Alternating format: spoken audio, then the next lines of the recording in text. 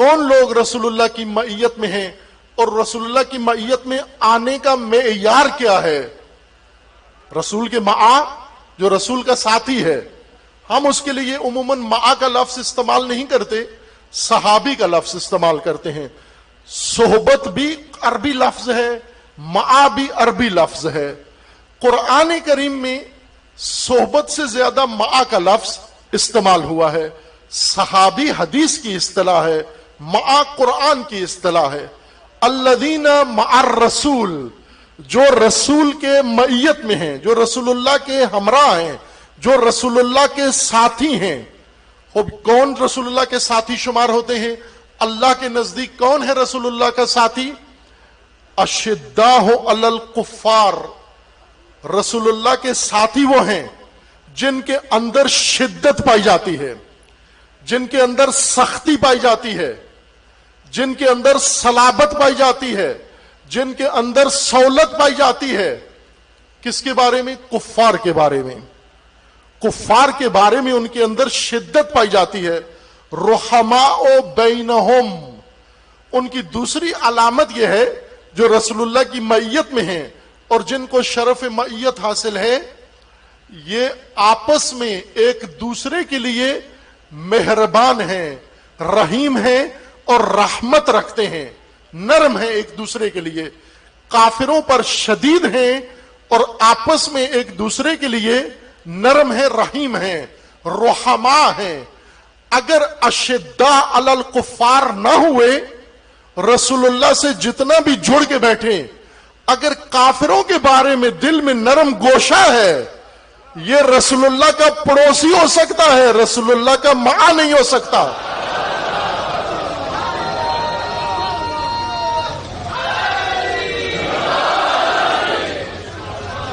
اگر رسول اللہ کا ساتھی ہے، معا ہے، اس کے اندر شدت چاہیے، ایسی شدت چاہیے کہ اللہ بھی گواہی دے اشداء علی الکفار، اور کافر بھی گلی گلی کہتا پھرے یہ بہت شدید ہے ہمارے خلاف۔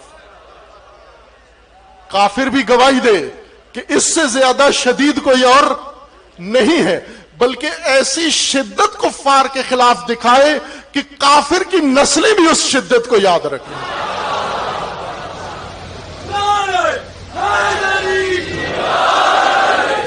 اور آج آپ اپنے ملک میں دیکھ رہے ہیں، آج کراچی میں دیکھ رہے ہیں جو کچھ ہو رہا ہے، باقی شہروں میں ان کی دیکھا دیکھی جو کچھ ہو رہا ہے، اور مختلف جگہوں پر ضد میں ایک دوسرے کی مخالفت میں جو کچھ ہو رہا ہے۔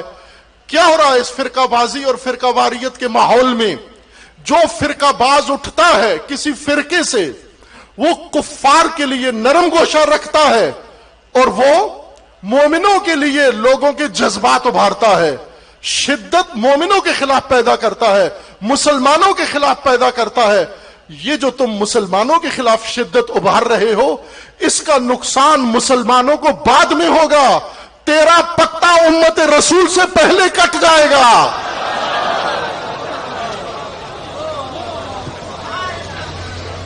تو خود باہر ہو جائے گا، اور یہ کوئی مفتی نہیں کرے گا، یہ قرآن میں اللہ کرے گا۔ اللہ فرما رہا ہے کہ رسول کا ساتھی وہ ہو سکتا ہے جو کافروں کے خلاف شدت اور مومنوں کے لیے رحمت رکھتا ہو،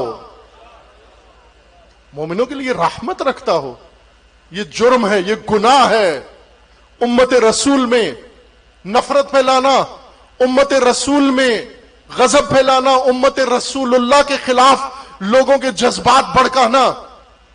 آپ کو جس پر اعتراض ہے، اعتراض کا آپ کو حق ہے، اختلاف کا آپ کو حق ہے، شکایت کا آپ کو حق ہے، کرنا چاہیے۔ ہوتی ہے غلطیاں، لوگوں سے ہوتی ہیں، جس سے ہوتی ہیں اس کی غلطی جا کر محکمے موجود ہے، حکومت موجود ہے، اس کی غلطی کا جا کر وہاں، اور وہ عدالت موجود ہے، وہ غلطی کا جائزہ لیں گے، اگر غلطی ہوئی سزا دلوائیں اس کو، غلطی نہیں ہوئی۔ لیکن اگر کسی جگہ پر کوئی جاہل یا کوئی عالم، اس کی زبان سے کوئی غلط بات بھی نہ نکلی ہو، اور اس کو توڑ مروڑ کر رخ دے کر اور مسلمانوں کے خلاف، فرقوں کے خلاف، مومنوں کے خلاف، اہل بیت کے مکتب کے پیروکاروں کے خلاف امت مسلمہ میں نفرت پھیلانے کا کام شروع کر دو، تو اس کا مطلب یہ ہوا تم اعلان کر رہے ہو کہ مع الرسول نہیں ہو تم۔ مع الرسول نہیں ہو. مع الرسول ہونے کے لیے یہ آپس کی رحمت شرط ہے، یہ دشمن کے خلاف شدت شرط ہے، یہ رکوع و سجود شرط ہے، اور یہ ابتغاء فضل و رضوان خدا شرط ہے. وہ کام کرو جس آج آپ کے ملک میں اگر یزیدیت سر اٹھا رہی ہے، یہ حسینیت کا امتحان لینا چاہتے ہیں. یہ سمجھتے ہیں کہ یزید اقتدار میں آ جائے. یزید زندہ باد کرنے والے، اب توجہ کریں، یہ نعرہ سب نے سنا، میڈیا میں آیا، کلپ بنے، سڑکوں پہ آیا، شاہراہوں پہ ہوا، لگا، مفتیوں نے لگایا اور لگوایا، حکومت نے سنا، اقتدار میں بیٹھے حکمرانوں نے سنا، سب نے سنا. لیکن سننے کے بعد انہیں کوئی خاص اثر نہیں ہوا. کیوں نہیں ہوا؟ اس لیے کہ یزید کے لیے ان کے دل میں وہ نفرت نظر نہیں آئی، نرم گوشہ نظر آیا، اس لیے چپ ہو گئے، خاموش رہ گئے، یا اس راہ میں اپنی عزت اور اپنی جان کے تحفظ کے لیے چپ رہ گئے. لیکن حسین ابن علی نے جب یزید برسر اقتدار آیا تو جان ہتھیلی پہ رکھ کر، کنبہ اپنی ہتھیلی پہ رکھ کر قربان کر دیا.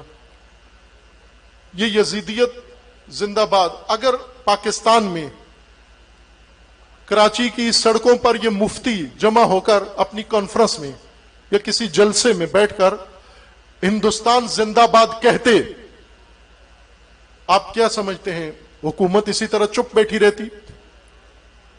اگر پاکستان کی سڑکوں پر ان مذہبی محفلوں میں ہندوستان بھارت زندہ باد کہا جاتا تو پاکستان کی حکومت آیا خاموش رہتی؟ یہی رویہ ہوتا اس کا. اور اگر اسرائیل زندہ باد اسلام آباد کی گلیوں میں اور کراچی کی سڑکوں پر کہا جائے تو یہ حکومت اسی طرح خاموش رہتی. اگر ہندوستان زندہ باد پاکستان میں کہنا جرم ہے، قابل سزا جرم ہے اور غداری ہے ملک کے ساتھ، اور اس کی سزا غداری کی موت ہے، تو یزید تو وہ ہے کہ ساری پلیدی ہندوستان کی، ساری پلیدی اسرائیل کی اور برطانیہ کی اور استعمار کی اور امریکہ کی، ساری پلیدی اکٹھی کرو، یزید کی پلیدی اس سے بھی زیادہ ہے. یہ پلیدی تم نے کیسے برداشت کر لی؟ یہ غداری ہے دین کے ساتھ، رسول اللہ کے ساتھ. جب رسول اللہ کے دشمنوں اور آل رسول کے دشمنوں کا نام لے کر اس ملک کے اندر اشتعال بازی کی جائے تو یہ غداری ہے. چپ رہنے والے بھی غداری کے زمرے میں آتے ہیں. اس وقت جب یزید اقتدار میں آیا، آج کے مسلمانوں سے بہتر مسلمان اس وقت تھے. یہ کہتے ہیں نا سارے مسلمانوں کا یہ اعتقاد ہے کہ وہ صدر اول کے آغاز تاریخ اسلام کے وہ مسلمان ان مسلمانوں سے بہتر تھے. جب وہ بہتر مسلمان تھے اور اس وقت یزید کا نام نہیں بلکہ یزید خود تخت پہ آ بیٹھا تو وہ بہتر مسلمانوں میں سے کسی کو برا نہیں لگا، فقط حسین ابن علی کو برا لگا. فقط حسین ابن علی کو برا لگا. تو آج اگر کوئی یزید کا نام لیوا پیدا ہوگا تو کسی کو برا نہیں لگے گا، فقط مال حسین کھڑے ہوئے کو ہی برا لگے گا.